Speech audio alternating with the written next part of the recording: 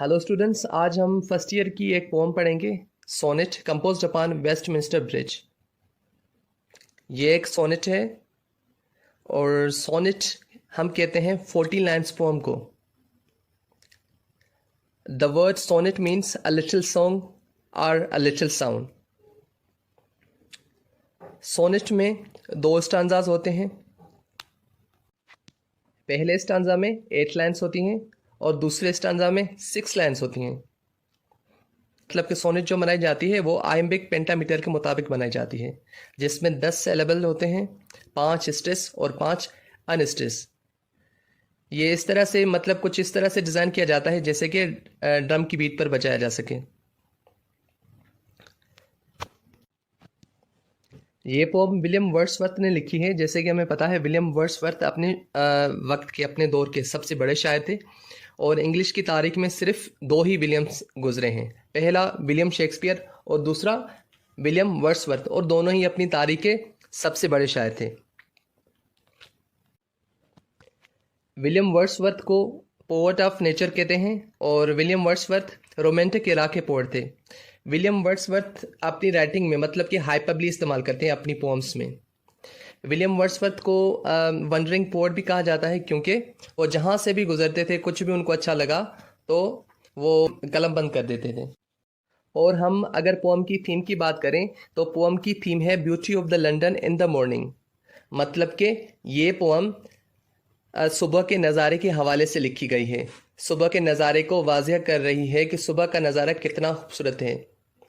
और William Wordsworth जब सुबह के वक्त 3 सितंबर 1802 में जब सुबह के वक्त घूमने के लिए, टहलने के लिए सुबह के वक्त निकले थे, जब उनका गुज़र वेस्टमिंस्टर ब्रिज से हुआ।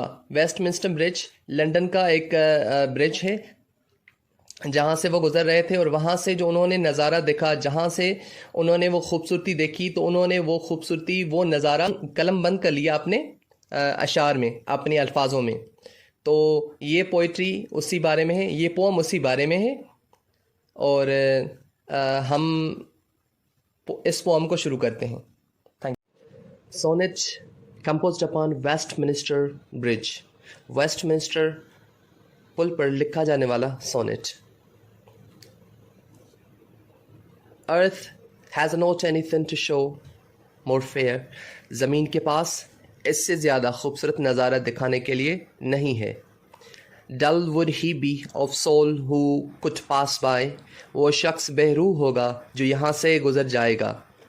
अ sight so touching in this majesty. इतनी आलीशान नज़ारे से लुत्फ़ अंदोज़ हुए बगैर। This city now doth like a garment wear. इस शहर ने पोशाक की तरह पहन रखा है the beauty of the morning, सुबह की खूबसूरती को। साइलेंट बेयर, खामोश और साफ दिखने वाले। Ships, towers, domes, theatres and temples lie. बहरी जहाज, गिरजाघर, थिएटर्स और इबादत गाहें जो कायम हैं।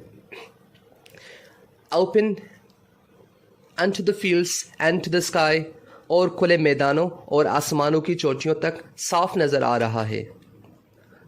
All bright and glittering in the smokeless। रोशन और मुनव्वर फ़िज़ा में बग़ैर कहर के। मीन्स कहर मतलब without smoke in the air, a fog। Never did sun more beautiful steep। इससे पहले सूरज इतना खूबसूरत नज़र नहीं आया होगा। मतलब कि पोएट कहना चाह रहा है कि जो नज़ारा मैंने देखा है ना, शायद ही वो किसी ने देखा हो, या फिर हम कह सकते हैं कि किसी ने पहले नहीं देखा। In this first Splendor valley, rock और हिल। पहाड़ियों, चट्टानों और वादियों में अपनी पहली किरण के साथ भी नहीं। नेवर सा आई, नेवर फेल्ट अ काम सो डीप। इससे पहले मैंने कभी नहीं देखा, कभी महसूस नहीं किया इतना गहरा सुकून। गहरे सुकून से मुराद इतना गहरा सुकून, इतनी गहरी खामोशी। The river glideth at his own sweet will. दरिया भी अपनी मौज में बह रहा है। अच्छा, यहाँ जिस दरिया की बात हो रही है ना, उस दरिया को कहते हैं the river Thames of England, जो कि लंदन में वाक़ है।